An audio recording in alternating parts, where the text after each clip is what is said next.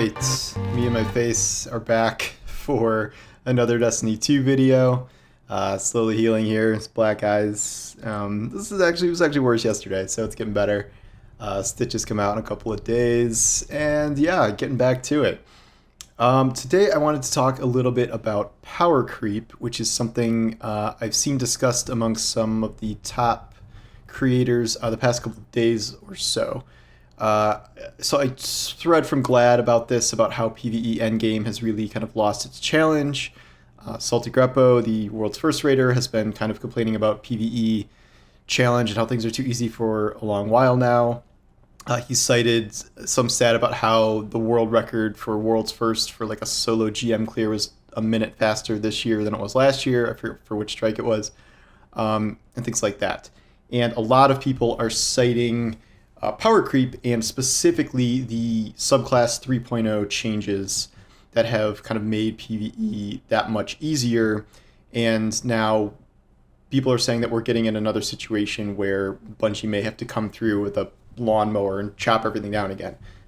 Things are always kind of being nerfed and buffed.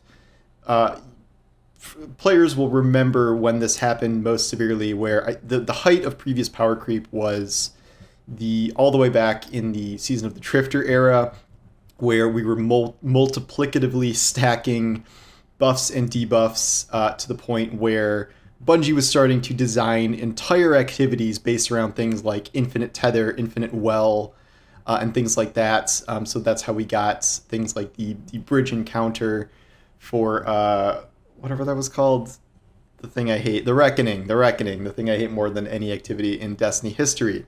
And eventually they came through and the weed whacker and chopped everything. So now you cannot, like, buffs and debuffs kind of override each other, and you're only getting the top ones that are actually applying. But now we have some really wild just subclass abilities with things like Incandescent and Volt Shot and just infinitely ridiculously charging abilities and Titan Storm Grenades and just, linear fusion, whatever, like, it's just a million different things that have kind of come up. And the question now is whether it is time to start kind of reining that stuff in. I'm going to say no. I know in the past I've been kind of Mr. Nerfs, but I think Destiny is going through a period right now that is facing a lot of different challenges, and most of that has to do with kind of the repetitiveness of the grind, like the feeling that power grind and often the gear grind can feel kind of pointless and overwhelming with so many kind of just run this activity 50 million times until you hate it, that kind of thing. The grind for weapon crafting patterns, things like that. And I think it's facing all of these issues where the one bright spot, at least for me, and I think for a good amount of other people, is the 3.0 subclass updates, and I think how fun those have been in transforming how different builds feel. I genuinely have not had more fun actually playing Destiny than I have over the past few seasons with the 3.0 build era. And even recognizing that these are huge power jumps from the previous light subclasses, they are extremely fun, and I am build crafting in a way that I really never have been before, or really that was not even possible before with the new kind of subclass 3.0 abilities. And while I do think that, sure, it is possible that some of these may need to be reined in to a certain extent, like Titan Storm Grenades probably cannot live forever, especially because that is not based on a seasonal mod that's going away.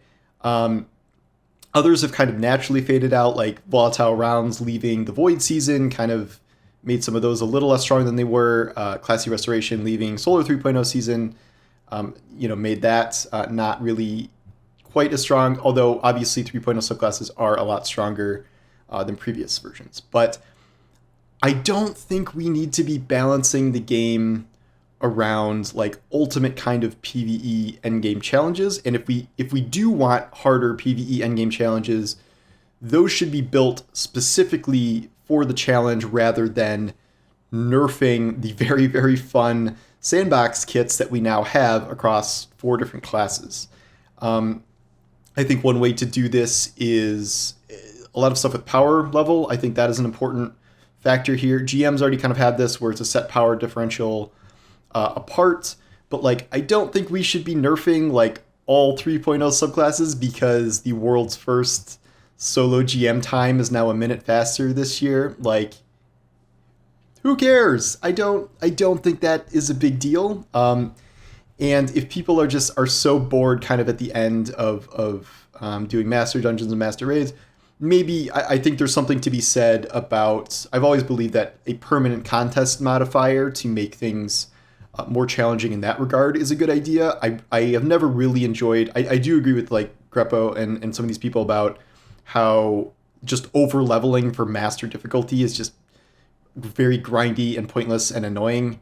And that's not really what master mode should be about. I think master mode should kind of have some sort of contest modifier in place for dungeons and raids to kind of institute some level of baseline challenge. And like you still have to make a good build and stuff like that. And 3.0 subclasses would still, make that easier than in the past, like they do with GMs. But I don't agree with this idea that now we suddenly have to go through and cull all of the very positive changes that were made with the 3.0 builds in order to institute more of a level of challenge in the end game. Like, I kind of like being able to farm Master Nightfalls like repeatedly. Like, I think there is something to be said. Like, okay, if you're trying to make a competitive Destiny game, like basing things around top PvP players, like I understand at least the philosophy behind that, where a lot of games do this, where it's like kind of trickle down, and like there's pros and cons to that. But to me, in PvP, it makes a little more sense to balance around the higher skilled players when you're in a competitive environment. When it's PvE, and you're just getting the top echelon of PvE players complaining that these new builds make things too easy, I think the solution is not to nerf all the builds that people are having fun with, but to make harder things. And some people have suggested like this has to do with enemy AI and things like that, or instituting different types of enemies or mechanics that are going to make things harder, rather than just, okay, we're going to nerf this, and this, and then everything will be more challenging again. Like, some things I agree with. I agree with Greppo that Well has been too much of a crutch for pretty much every encounter in the history of time. So if Well was to be hit with some sort of a nerf, that would make sense to me. Nerfing Volt Shot builds, I do not think is something that is a good idea, and I would not be supportive of that. I would not be supportive of nerfing incandescent builds or explosive builds or things like that, or volatile chain builds or Hauberk builds for PvE, things like that, like things that are proving to be strong in PvE, but also fun, but not something that's like, okay, you need a well in literally every encounter.